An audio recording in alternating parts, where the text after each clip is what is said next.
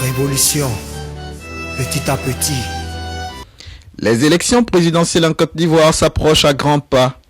Le bureau de la Commission électorale indépendante de France s'active et le nouvel ambassadeur Charles Gomis entend rompre définitivement avec le mauvais souvenir des échéances de 2010 qui a vu l'annulation des voix de la communauté ivoirienne de France.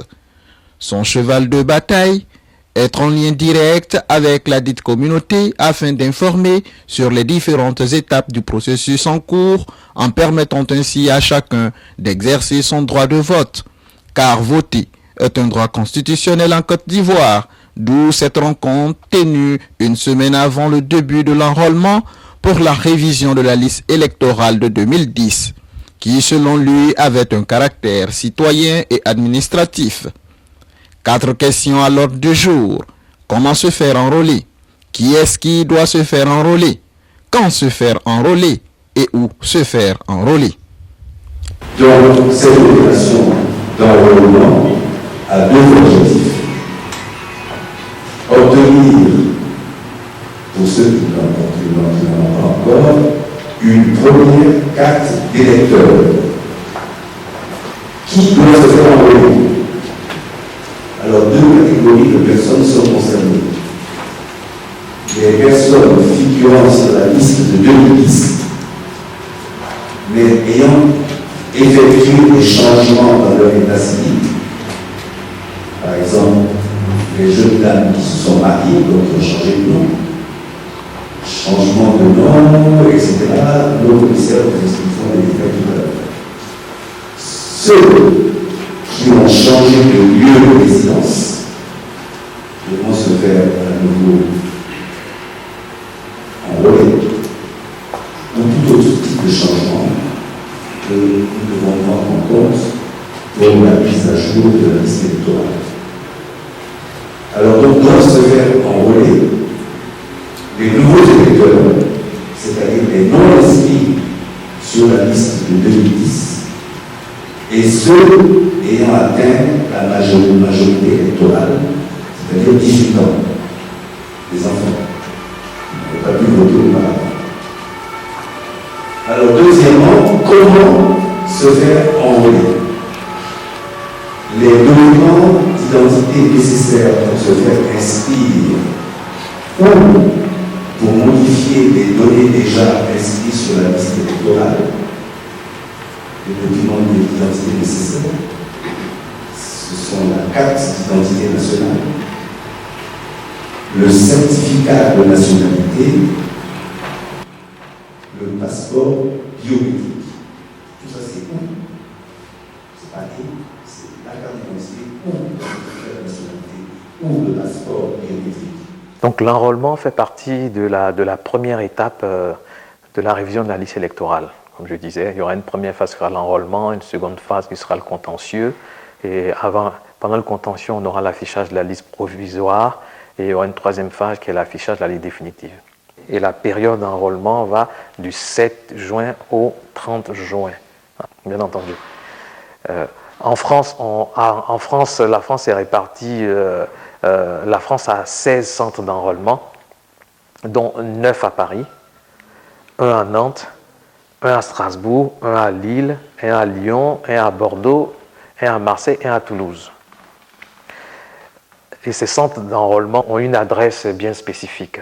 Je vais vous lister les adresses de chacun des centres pour chacune des villes. À Strasbourg, le centre d'enrôlement sera à la salle au centre Bernanos, 30 rue Maréchal Juin, 67 000 Strasbourg. À Toulouse, salle 6, 16 avenue Larieux, 31 100 Toulouse. À Paris, 15 rue Auguste Perret, 94 800 Villejuif.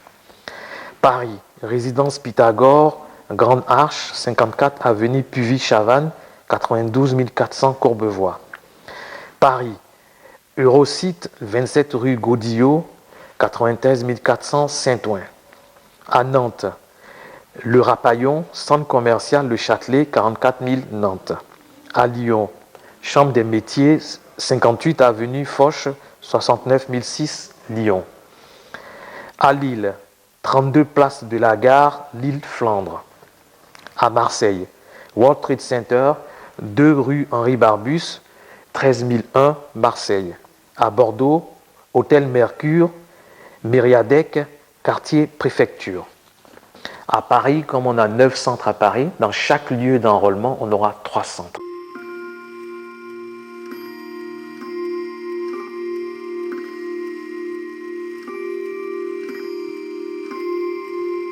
Le dimanche 7 juin a vu effectivement le démarrage de la dite opération et nous sommes au centre d'enrôlement de Saint-Ouen. L'ambassadeur est venu joindre l'acte à la parole, accomplir ce devoir civique. Voilà, tenez, donc j'ai fini. Là c'est fini. Voilà. C'est un privilège d'être là. Je prie donc tous nos compatriotes de venir tranquillement, dans la paix, quelle que soit leur tendance politique, de venir ici, s'inscrire pour pouvoir voter en octobre. Donc je souhaite que tout se passe bien, comme ça se passe actuellement. Il y a une équipe professionnelle qui est là. Il faut absolument voter. Il faut le faire. J'appelle tout le monde à venir s'inscrire. Nous avons assisté à l'enrôlement, nous avons vu comment les travaux ont démarré et nous en sommes satisfaits. Nous pensons que l'engouement que nous voyons naître va se poursuivre pour permettre à tous les Ivoiriens qui n'ont pas pu se faire enrôler déjà la dernière fois, de se faire enrôler et partout qu'on puisse aller de l'avant grâce à cette élection que nous pensons apaiser ici en France. Disons, c'est la première fois que je fais mon enrôlement ici en France. Donc je trouve que ça s'est bien passé dans de bonnes conditions. Ce que je voudrais dire, c'est d'encourager les Ivoiriens à venir se faire enrôler. Et que leur dire que cette année, l'opération est crédible. Cette année, l'opération est transparente. Et donc, j'invite tout le monde, j'invite tous les Ivoiriens de France à venir se faire enrôler pour que cette année, la Côte d'Ivoire retrouve la paix à travers ces élections, à la suite de ces élections. Bon là, moi, je suis M. Libertin. Donc, je pense que je suis venu pour pouvoir m'enrôler, pour prendre part aux élections prochaines. Donc bon, je pense quand même que les Ivoiriens, comme la volonté, comme se fait enrôler, ça serait quand même un acte civique. J'ai 18 ans. Voter pour moi, c'est le devoir d'un citoyen. J'ai eu l'information en regardant le journal et mon père aussi a essayé de me motiver pour venir m'envoyer. Oui, très content. Ouais, on va attendre, on n'a pas le choix. Bon, en fait, il y a eu l'information par message sur mon portable. Donc voilà, c'est très important dans la vie. J'invite tous les Ivoiriens à venir se faire enrôler pour participer à la vie du pays, quoi. Je viens à peine de me faire enrôler parce que à l'issue de cet enrôlement, il y aura au fait le vote. Pour moi, j'estime que le vote est un droit civique que tout citoyen qui jouit donc de ce droit-là, il doit absolument le faire connaître. Donc, en la réalité, j'exhorte donc toutes les Ivoiriennes et tous les Ivoiriens de la diaspora à venir se faire enrôler. Ces Ivoiriens de la diaspora auront donc l'occasion d'élire leur candidat ou d'élire leur candidate qui pourra certainement mettre en œuvre les projets qu'ils souhaitent pour le développement de nos pays. Et cette première étape n'est pas respectée, alors ils ne pourront pas le faire, ils ne pourront malheureusement pas voter.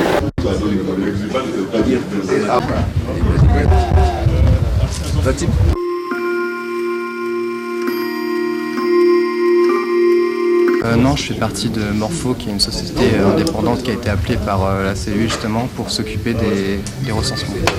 Je suis agent de recensement, donc mon rôle qui consiste à définir la catégorie des personnes, donc s'ils ont déjà été recensés dans la base de données ou non. Et s'ils n'ont pas été, je prends une photo de leur papier, une photo de eux sur la carte électorale, leurs empreintes et puis c'est tout.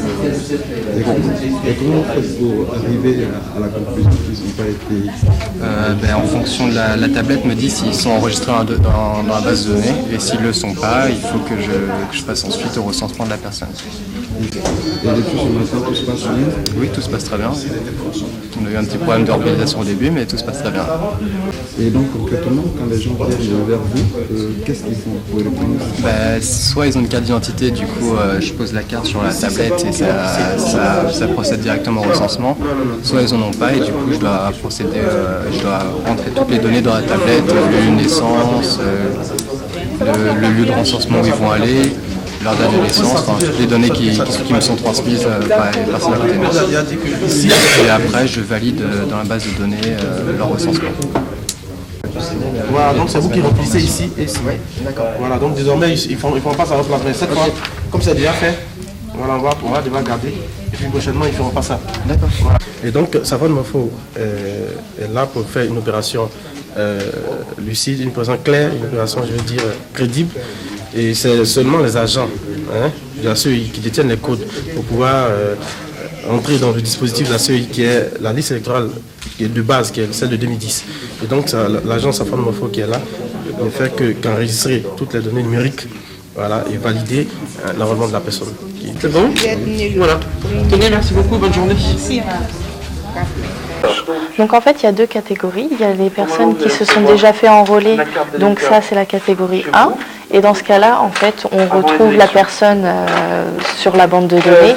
Et du coup, il n'y a pas besoin de prendre photos et puis les empreintes digitales. Après, si c'est la première fois qu'ils se font recenser, il faut prendre photo et empreinte pour justement être dans la base de données. C'est pour ça qu'il y en a qui prennent des photos et d'autres non. Voilà.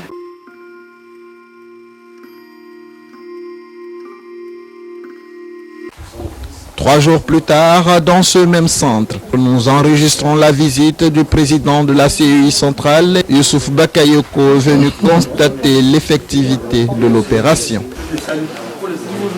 En tout cas, je tiens à vous féliciter. C'est le cas va nous permettre d'organiser.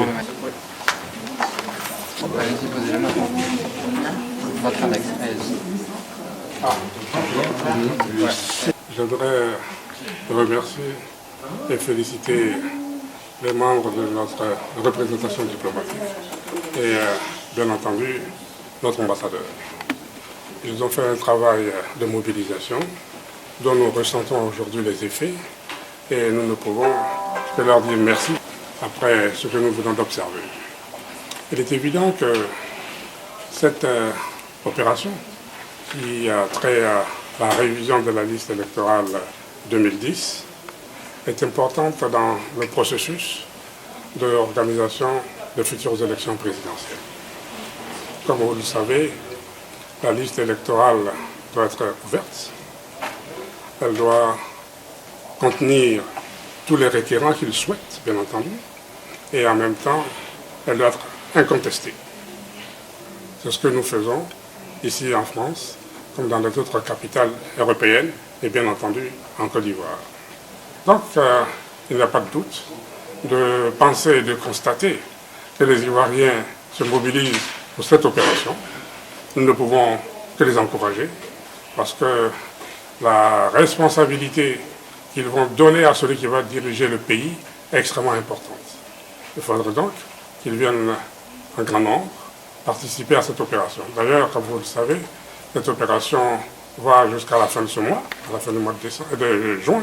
Donc nous pensons, nous espérons toujours que les gens viendront plus nombreux participer à cette opération.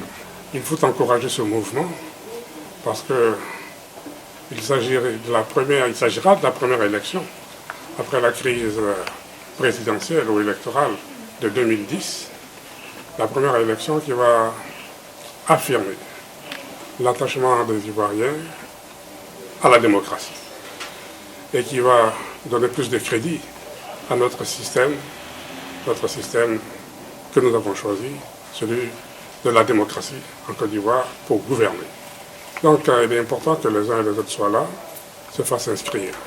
Nous, en tant que membres de la commission électorale, nous ne faisons que cela, nous ne demandons que cela.